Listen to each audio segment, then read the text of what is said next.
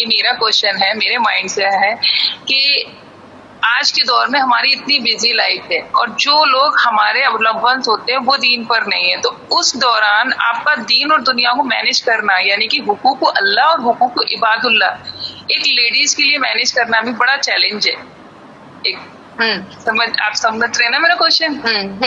تو اس کے بارے میں آپ کیسے مینج کرتی ہیں؟ حقوق اللہ سب سے اوپر ہے، حقوق عباد اللہ اس کے بنا ادھورے ہیں، کیسے مینج کرتی ہیں؟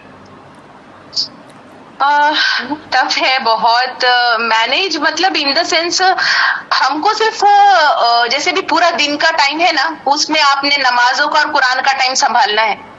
آپ نے صرف اپنے رب کو سنبھالنا ہے، باقی چیزیں اپنے آپ ہو جائیں گی. آپ نے صرف یہ دیکھنا ہے کہ وہ رشتہ جو آپ نبھا رہے ہوں وہ رشتہ آپ کو. ایک چیز تھی انجم جو شروع میں مجھے ڈرایا جاتا تھا اس سے کہ بھئی مجھ سے سب ڈرتے ہیں، آپ بھی مجھ سے ڈرو کر کے. تو میں نے بڑی معصومیت سے جواب دیا تھا اسٹارٹنگ والے پیریڈ میں کہ بھئی میرے سارے مائکے والے مجھ سے ڈرتے ہیں، تو اس سینس میں بتایا جا رہا تھا کہ آپ بھی مجھ سے ڈرو.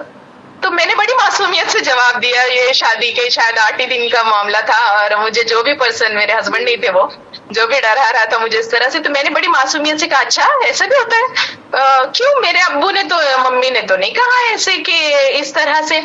تو الحمدللہ، اور میں تو صرف اللہ سے ڈرتی ہوں، میں نہیں کسی سے ڈرتی. یہ کون سی بات ہو گئی کہ کسی اور سے بھی ڈرنا ہوتا ہے؟ تو یہ والی چیزیں تھیں الحمدللہ. اور اللہ پھر جس طرح لائے، آپ کو جس طرح سے لائے وہ والی چیزیں ہوتی.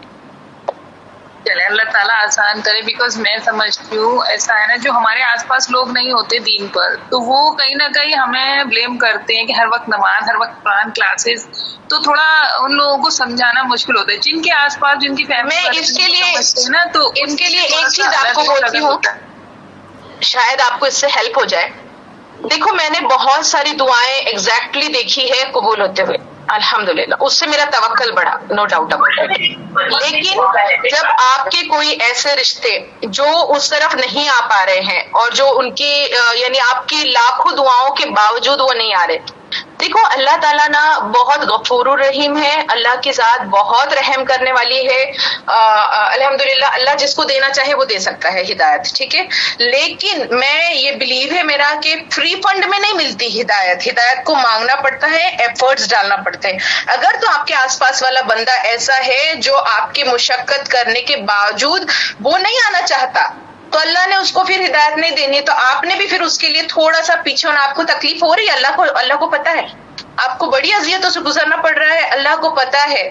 اللہ نے اس کے ذریعے آپ کو دین میں لایا، یہ بھی تو آپ جانے نا کہ وہ جو آزمائشوں سے آپ گزر رہی ہے آپ کو دین پہ لانے کے لیے ہو سکتی ہے. ہو سکتا آپ کے ابھی وہ نہیں آ رہا، آپ کے اس دنیا سے جانے کے بعد آ جائے. میں تو یہی سوچتی ہوں کہ ابھی نہیں آ رہا، بعد میں آ جائے، کبھی بھی آ جائے، لیکن آ جائے. لیکن یہ تب تک نہیں ہوگا جب تک وہ بندہ ہلکا سا نہیں آتا اللہ کی طرف. دیکھو یاد رکھو، اللہ تعالیٰ آپ ایک ہاتھ آتے ہو، اللہ 10 ہاتھ آگے آتا ہے. آپ چل کے جاتے ہو نا، اب اللہ دوڑ کے تھامتا ہے. یہ ہم کو کہاں سے پتا چلا؟ قرآن سے. تو چل کے جانا ہوتا ہے نا انجم، وہ جانا ہی نہیں چاہتا تو تم کیا کرو گے اس کے لیے؟ دین ویٹ اینڈ واچ اور دعا کرتے رہے. مجھے پتا ہے جی، مجھے پتا ہے آپ کی اسٹارٹنگ میں اس آنسر میں آنسر مل گیا. مجھے کیا سمجھ میں آیا، میں تھوڑا سا ایکسپلین کر دوں، بیکاز ایسا سب کے ساتھ ہوتا ہے. میری سمجھ میں یہ آیا کہ اگر ہمارے آس پاس والے لوگ ایسے نہ ہوں تو ہمارے اندر بھی وہ شدت نہیں آئے گی اللہ تک پہنچنے کی. شاید یہی ہمارا اسٹرگل ہے کہ اس درد سے، ان تکلیفوں سے ہم اللہ سے جڑے. مجھے یہ سمپل ورڈ سمجھ میں آیا. لیکن صرف اس میں ایک چیز اور رکھیں کہ جس کو ہم سمجھ رہے ہیں کہ اس کے اوپر وہ اس کو سزا ملی ہے، یہ چیز بھی اس میں سے اپنے آپ کو بری کر لیں، کیونکہ پتہ تو قیامت کے دن ہی چلے گا. سینوں کی باتیں اللہ جانتا ہے. جو تم چھپا کر کرو اپنی بات یا بلند آواز سے کرو، اس کو بے شک وہ جاننے والا ہے سینوں کے راز. یہ آیت نمبر 12 ہے سورہ ملک کی. اللہ تعالیٰ فرما رہے ہیں کہ میں سینوں کی باتیں بھی جانتا ہوں. تو بے شک وہ اللہ تعالیٰ ہر راز، ہر چیز سے غالب جاننے والا ہے، حکمت والا ہے. اس کو پتا ہے وہ بندے کے دل میں کیا ہے.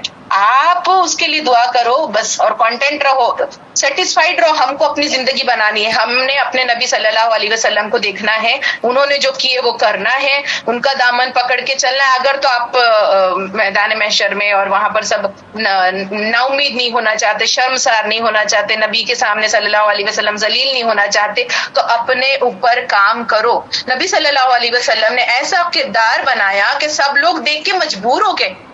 میں اپنا ایک چھوٹا سا انسیڈنس بتاتی ہوں. میں جہاں پہ جاتی ہوں ورک آؤٹ کرنے کے لیے جم میں، تو وہاں پر کچھ نان مسلم بندیاں ہیں، تو وہ تھوڑا سا ہوتا ہے نا، جو بندہ دین میں ہوتا ہے تو تھوڑا آپ سے وہ کرتے ہیں، تھوڑا سا وہ کنٹینیوس مجھ پر تشدد کرتی رہے، تھوڑا سا آڑا ٹیڑھا منہ کرتی رہیں.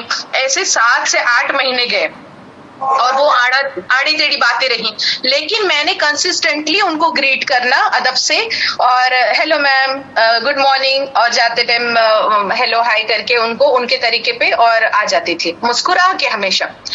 تو الحمدللہ ابھی اتنے مہینے سے ایسی تبدیلیاں ہوئی کہ وہ بڑی پیار سے محبت سے مجھ سے باتیں کرنے شروع ہو گئے. ارے کون بولا، کون ایسے کر رہا ہے، ایسا والا. تو آپ کا کردار 10 لوگوں کا آپ تک لے کر آ سکتا ہے، وہ ہونا چاہیے. وہ کرتے رہیں، محنت کریں. یو مین آپ